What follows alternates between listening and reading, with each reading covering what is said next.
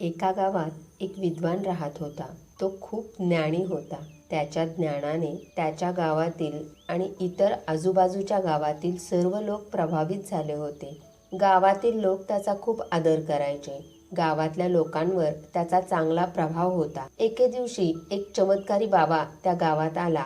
तो लोकांना ज्ञान कमी द्यायचा, पण चमत्कार जास्त दाखवायचा. लोकांचा ज्ञानातला रस कमी झाला, चमत्कारातील रस वाढायला लागला. लोकांना आता ज्ञानाची पर्वा नव्हती, त्यांना चमत्काराची भुरळ पडली.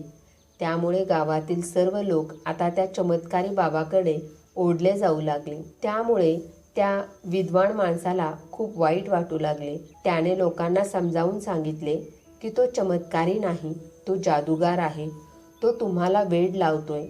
पण लोक त्याला म्हणाले, जो ज्ञानी असतो तोच चमत्कार करू शकतो. तू ज्ञानी असलास तर तूही आम्हाला चमत्कार करून दाखव. चमत्कारी बाबांनी आमचे जीवन बदलून टाकले आहे. त्याच्या एका प्रसादाने आमची सर्व दुःखे दूर होत आहेत. लोकांच्या अनुपस्थितीमुळे विद्वान माणसाची आर्थिक स्थिती ढासळू लागली. लोकांकडून त्याला जी आर्थिक मदत मिळायची ती आता मिळणं बंद झाली होती. त्यामुळे कुटुंबामध्ये नवरा बायकोची एकमेकांशी भांडणं होऊ लागली. बायको म्हणाली, किती दिवस तुम्ही स्वतःला शहाणा आणि ज्ञानी समजत राहणार आहात? मला माहीत आहे की तुम्ही काही संपूर्ण ज्ञानी नाही, त्यामुळे तुम्हाला चमत्कार करता येत नाहीत. सर्वजण चमत्कारी बाबाकडे जात आहेत, मग तुम्ही पण का जात नाही? चमत्कारी बाबामुळे सर्व लोक आनंदी आहेत, त्यांची दुःख दूर झाली आहेत. चमत्कारी बाबामुळे आपल्या पण सर्व दुःखांचा अंत होईल. पत्नीच्या आग्रहामुळे तो ज्ञानी माणूस दुसऱ्या दिवशी चमत्कारी बाबाच्या भेटीला पोहोचला. चमत्कारी बाबाच्या भेटीला ज्ञानी माणूस आलेला पाहून लोकांचा चमत्कारी बाबावरील विश्वास आणखी वाढला.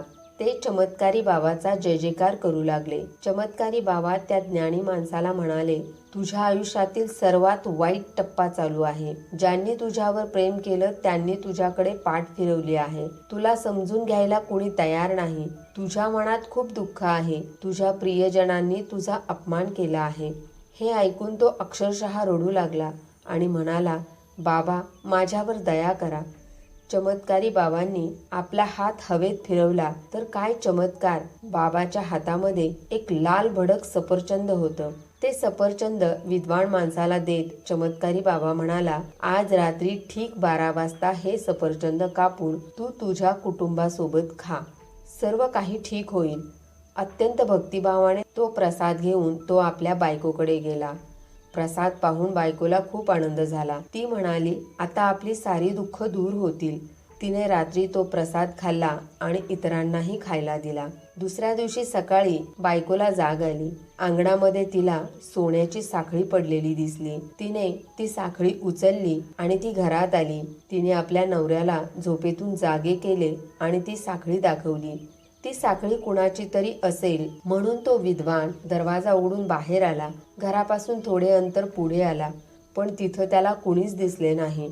पण थोड्याच अंतरावर त्याला एक गाठोडे दिसले. तो त्या गाठोड्याच्या जवळ गेला. त्याने ते गाठोडे उघडले तर त्यामध्ये खूप सारे पैसे आणि सोनं होतं. त्यानं ते गाठोडं पुन्हा बांधलं आणि तो ते गाठोडे घेऊन घरी आला. त्याने ते गाठोडे बायकोला दिले. बायकोने जेव्हा ते गाठोडे उघडले त्यामध्ये तिला खूप सारे पैसे आणि सोनं दिसलं. ती आनंदानं नाचू लागली. तिला खूप आनंद झाला होता. म्हणून ती विद्वान माणसाला म्हणाली, हे सारं धन आपल्याला चमत्कारी बाबामुळे मिळालेलं आहे. तेव्हा आपण दोघं मिळून त्यांच्या दर्शनाला जाऊ. आणि नवरा बायको मिळून चमत्कारी बाबाच्या दर्शनाला गेले. बायको मोठ्या भक्तिभावाने म्हणाली, हे चमत्कारी बाबांचे आशीर्वाद आहेत. तुम्हीच आतापर्यंत लोकांना निरर्थक ज्ञान वाटत होतात. खरा ज्ञानी माणूस म्हणजे बाबा आहेत. बाबाच्या आशीर्वादाने संपत्ती मिळाल्याने नवरा बायको दोघांनाही खूप आनंद झाला. आपल्या मुलांसह बाबांना भेटायला ते दोघे निघाले. बाबांकडे गेल्यावर आपल्याला कसा धनलाभ झाला आहे हे त्यांनी बाबाला आणि मेळाव्यातील जमलेल्या सर्वांना सांगितलं. बाबांचा आशीर्वाद घेऊन ते आपल्या घराकडे परतत असताना रस्त्यातच त्यांना दरोडेखोर भेटले. त्या दरोडेखोरांनी विद्वान माणसाच्या हातातील गाठोडे आणि सोन्याची साखळी आणि इतर सर्व सोनं हिसकावून घेतलं. त्याच्याकडून पैसे लुटून दरोडेखोर पळून गेले. तेव्हा शहाणा माणूस जोरात हसला. तो खूप जोरात हसला आणि हसतच राहिला. नवऱ्याला असे हसताना पाहून बायकोला काळजी वाटू लागली. दरोडेखोराने आपले पैसे लुटले म्हणून आपल्या नवऱ्याला वेड लागला आहे असं तिला वाटू लागलं. नवरा बायको पुन्हा बाबाकडे गेले. बायको बाबांना म्हणाली, तुमच्या कृपेमुळे आम्हाला धनसंपत्ती मिळाली, पण रस्त्यात दरोडेखोरांनी आम्हाला लुटले आणि आमचे सारे पैसे आणि सोने दरोडेखोर घेऊन गेले. चमत्कारी बाबा म्हणाले की हे सर्व तुमच्या मागच्या जन्माच्या कर्माची फळं आहेत. तुझ्या नवऱ्याने केलेल्या पापाची ही फळं आहेत आणि ती तर तुम्हाला भोगावीच लागतील.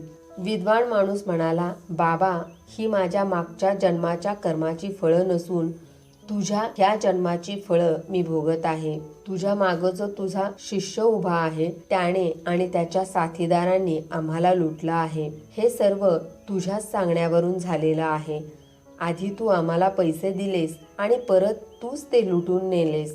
आणि त्याच्या शिष्याकडं पाहत विद्वान म्हणाला, अरे दरोडेखोरा, मी तुला तेव्हाच ओळखलं जेव्हा तू माझ्या हातातून गाठोडं हिसकावून घेत होतास. तेव्हा मी तुझ्या हातावर भाजलेल्या खुणा पाहिल्या आहेत. त्याच्या बायकोनेही दरोडेखोर हातातून गाठोडं ओढून घेत असताना दरोडेखोराच्या हातावर भाजलेल्या जखमांचे व्रण पाहिले होते. गर्दीतून बाबाचा एक सेवक उठला आणि तो ओरडून म्हणाला, अरे बघत काय बसलात? हे दोघेजण आपल्या बाबांना दोष देत आहेत, त्यांच्याबद्दल खोटं बोलत आहेत.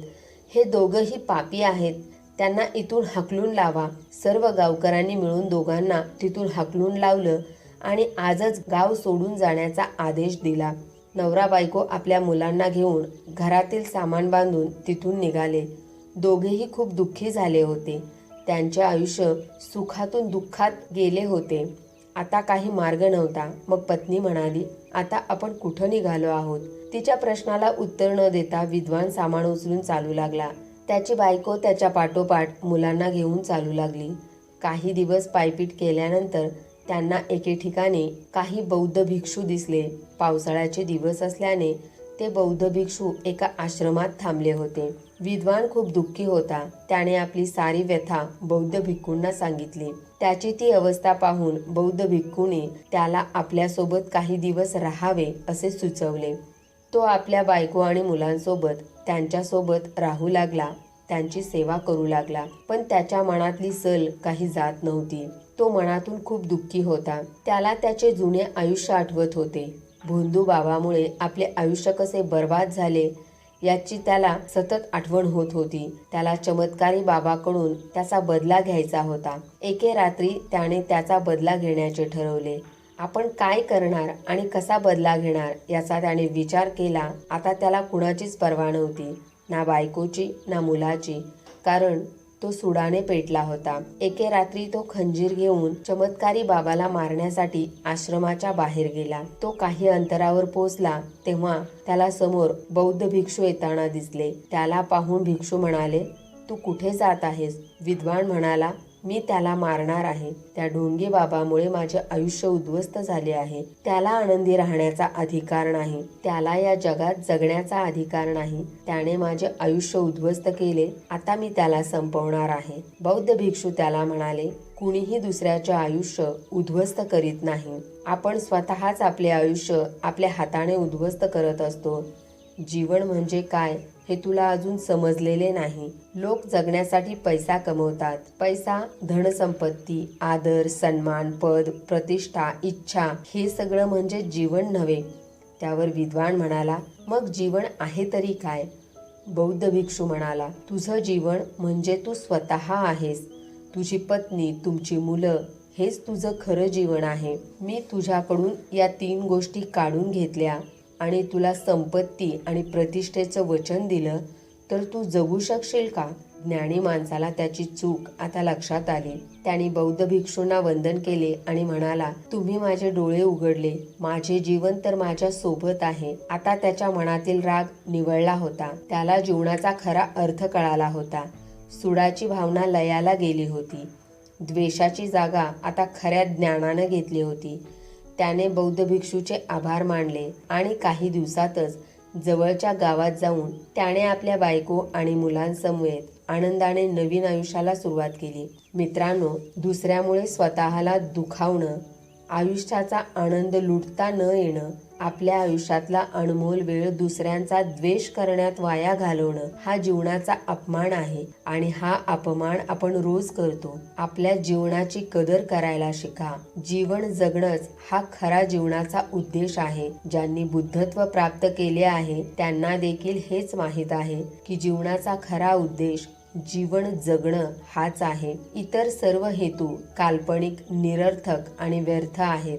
जीवनाचे हे सत्य समजून घेण्याचं एक काम आपण आयुष्यात कधीच करत नाही. जीवन जगण्याचा उद्देश काल्पनिक आणि निरुपयोगी नाही. जीवन हे वास्तव आहे. आत्ताचा क्षण म्हणजे खरं जीवन आहे. म्हणून प्रत्येक क्षण आनंदानं आणि सजगतेनं जगलं पाहिजे.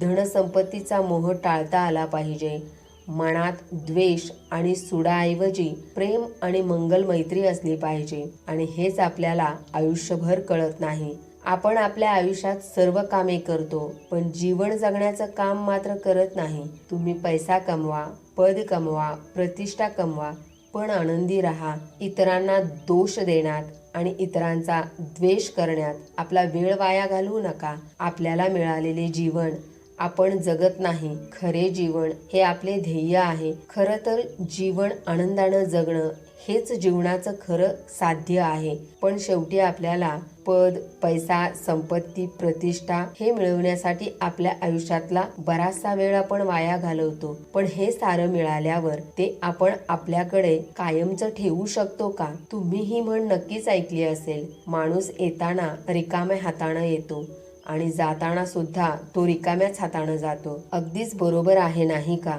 माणूस जेव्हा जन्माला येतो तेव्हा तो येताना काहीही घेऊन येत नाही आणि जेव्हा त्याचा मृत्यू होतो तेव्हा जाताना तो या पृथ्वी तलावरचं त्यानं मिळवलेलं काहीही घेऊन जात नाही. म्हणून जीवन हे जगण्यासाठी आहे. मोहमायेचा त्याग करून निर्मळ आणि स्वच्छ मनानं आनंदी होऊन स्वच्छंद पाखराप्रमाणे आपलं जीवन जगा. नमो बुद्धाय.